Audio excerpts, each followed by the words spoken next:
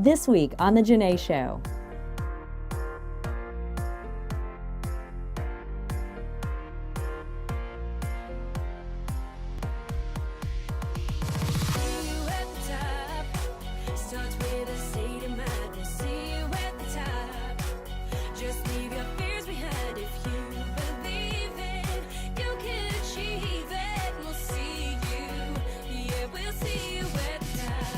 What you have to do is surround yourself with people you trust and who are putting their trust in you, and then see what happens. I'm just one girl trying to make a difference.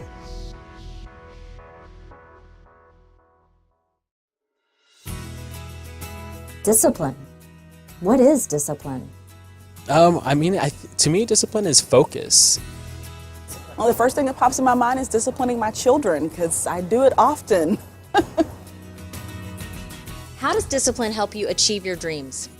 Oh gosh, I'm a full-time student with 4 daughters under 5 years old. So yeah, it's all about discipline. Without discipline, I would forget to eat. I think I'm pretty disciplined, trying to eat right, get in shape, watching what I spend, being frugal.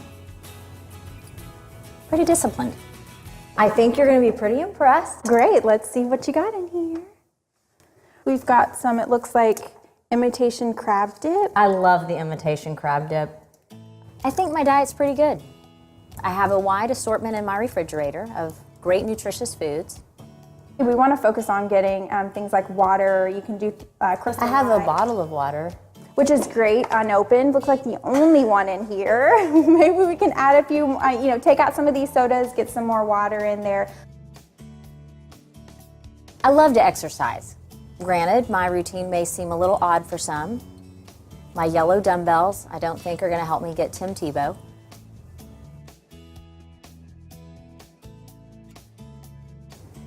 Shopping, girls gotta look good.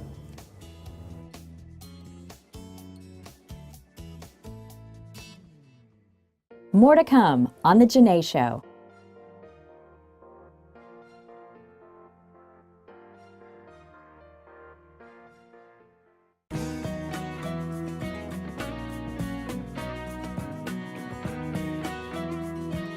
We've been talking about daily disciplines. Now it's time to take a look at discipline on a whole new level through Kendall.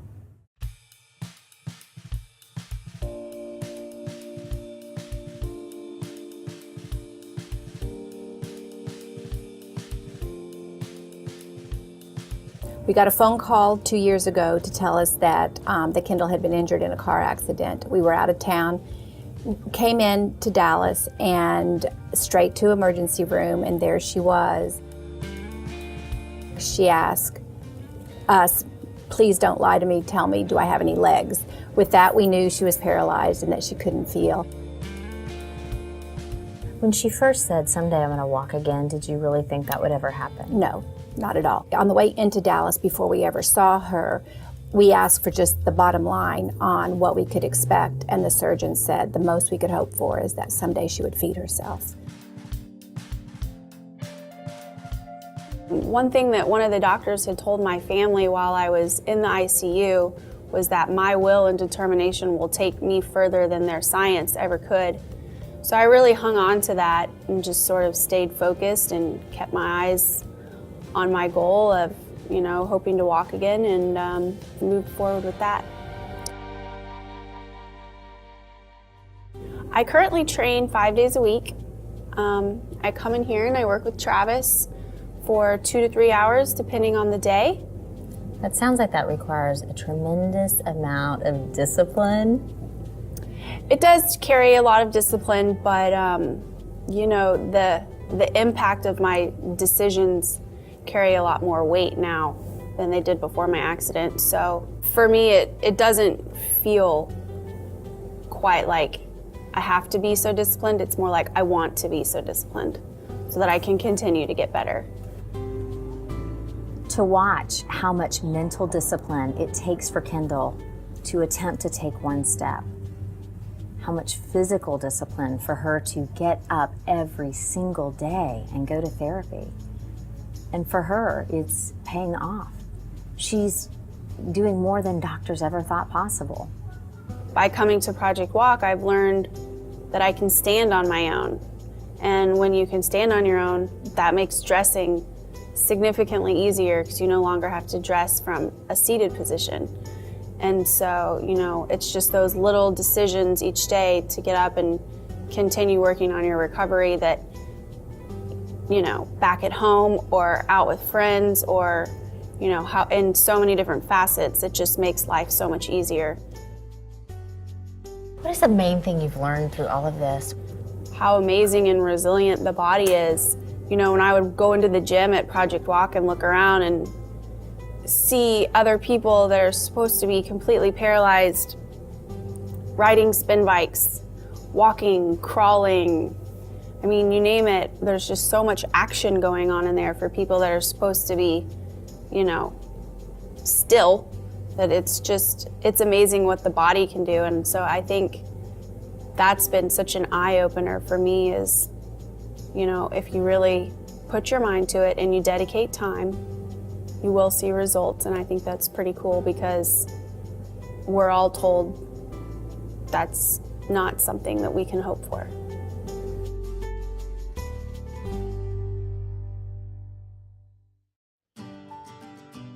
You get the phone call, your worst nightmare. You show up at the hospital with a lot of tears and a lot of sadness.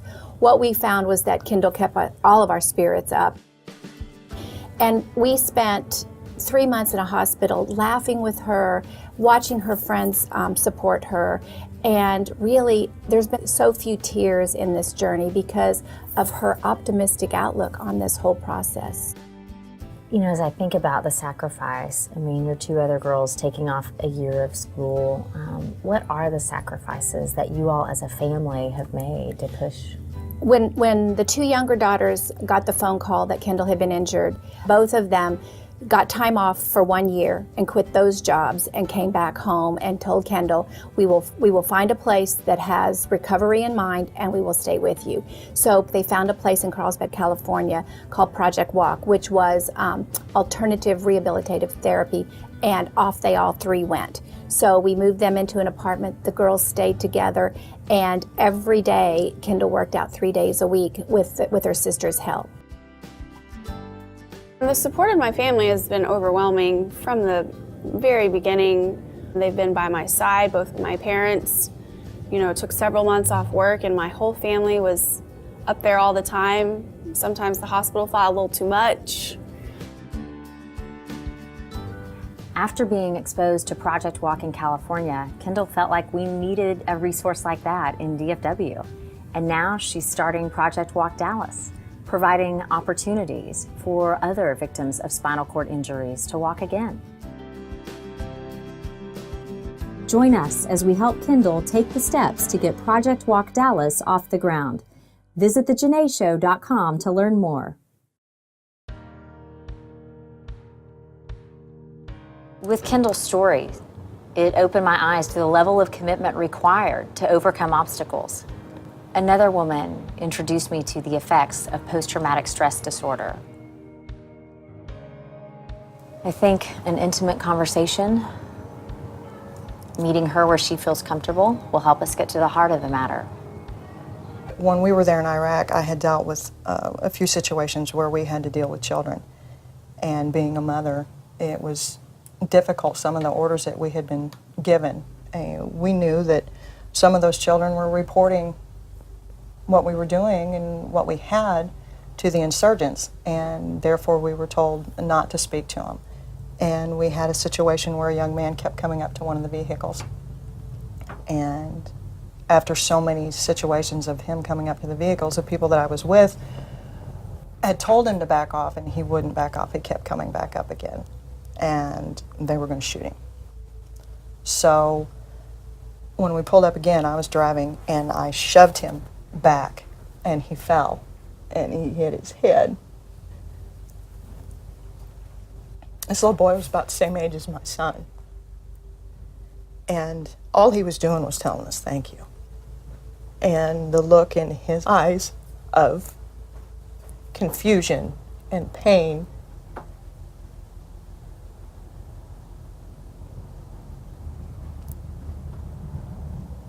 wrecked me. It was after I got home, it was probably a good year and a half before I could touch my son. But every time I'd see my son, I was dealing with this little boy again, and knowing that I would never ever be able to tell him, I'm sorry, I didn't mean to hurt you. I was trying to save your life. Just really twisted me up. And then when I came home, I shuffled my children off in different directions and with different family members, and started a course of very consciously trying to drink myself to death. And I met my husband. And after a month of us being together, he said, you gotta quit. We need you. But I keep everybody at arm's length. I'm, for all practical purposes, borderline hermit.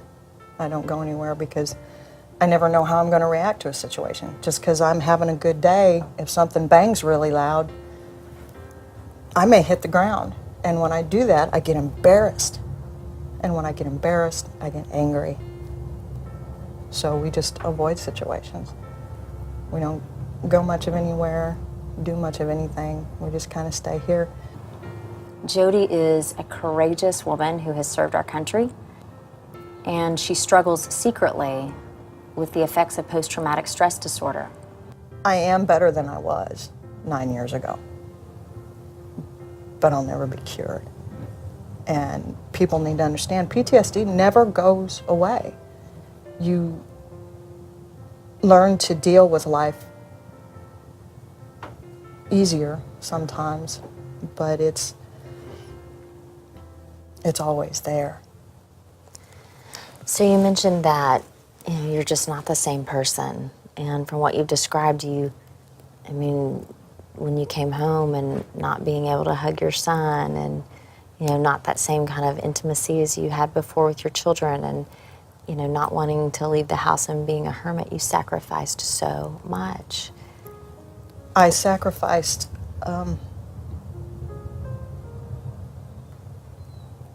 life. I'll do it today.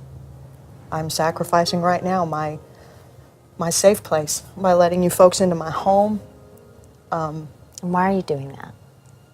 I think it's important that people know not everybody has a physical wound. Sometimes it's internal.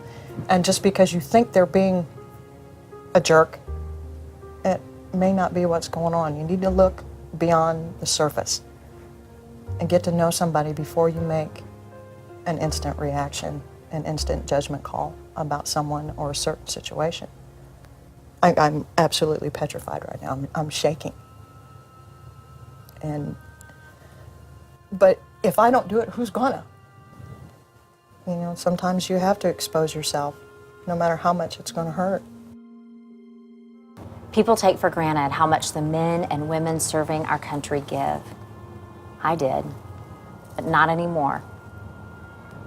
I'm so thankful to Jody for sharing her story, and I'm going to get her and others some resources to help them.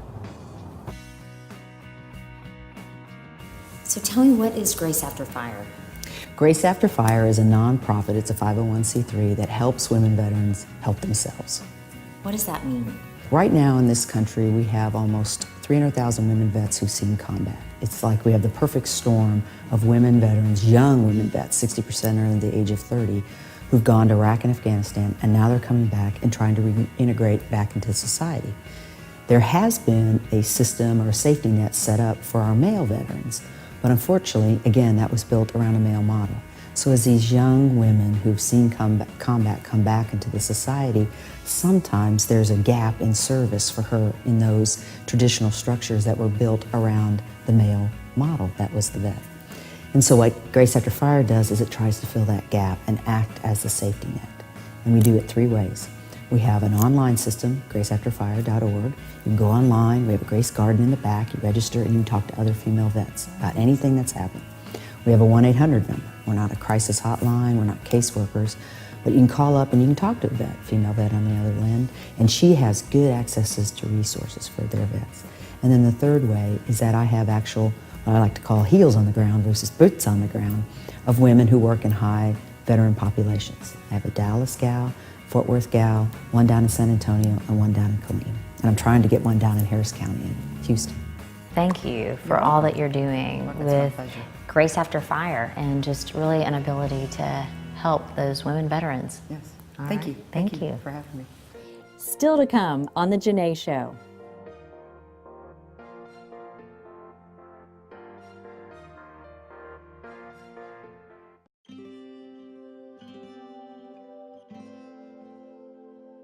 As we saw from Kendall and Jody, discipline is necessary to face our obstacles. Now, as we see from one teenager, it's also key in pursuing our dreams. Auditions like this do make me nervous, and honestly it's mainly because of the people in the room, I guess. I get really nervous in front of small crowds. If it's a lot of people, I'm fine and I feel totally comfortable. But when it's a smaller amount of people, I know that they're judging me and and they're gonna give me feedback, and so I get really scared. But I think, I think it'll be okay. I needed someone to help write and ultimately perform the theme song for The Janeé Show, so I held auditions at Studios 121. Thank you.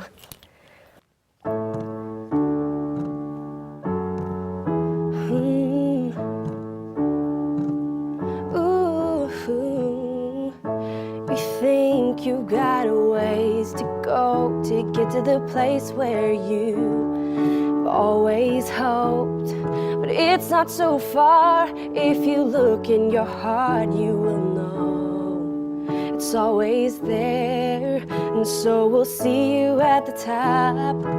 Starts with a state of mind. We'll see you at the top. Just leave your fears behind. If you believe it, you can achieve it. And we'll see you at the top.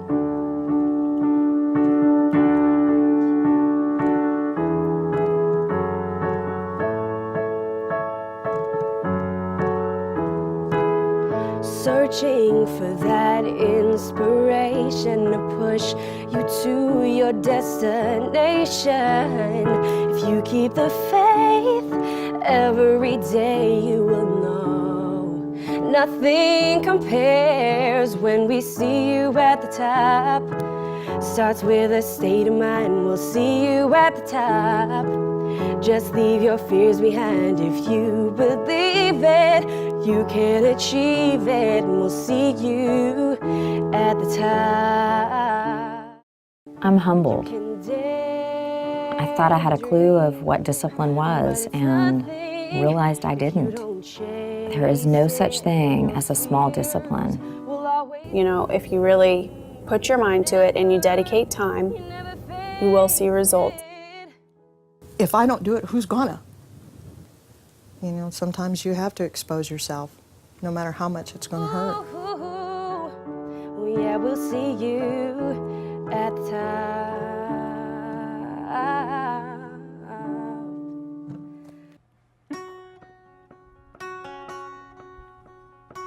I'm a rock, I'm a wall, I'm a castle made of stone. I'm brave, unafraid, because I know I am unbreakable.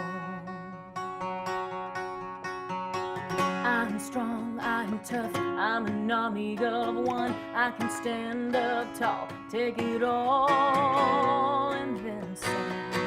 'Cause I am unbreakable. I've fallen so far, so deep in the dark, where nothing shines. With nothing left to lose, I fought my way through to the other side. I am unbreakable. I am unbreakable. Hey, I lose and I win. Either way,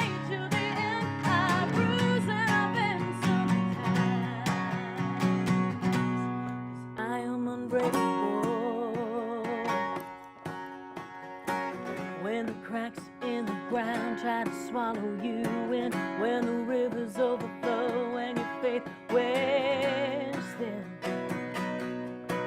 Yeah, when the road up ahead stretches on and on and on, when I know that I'm right and the world is all wrong, I am unbreakable. No matter my fate, I'll stare it in the face, 'cause I know that I am unbreakable. I am unbreakable. Hey, I lose and I win, either way to the end. I bruise and I bend sometimes, 'cause I am unbreakable.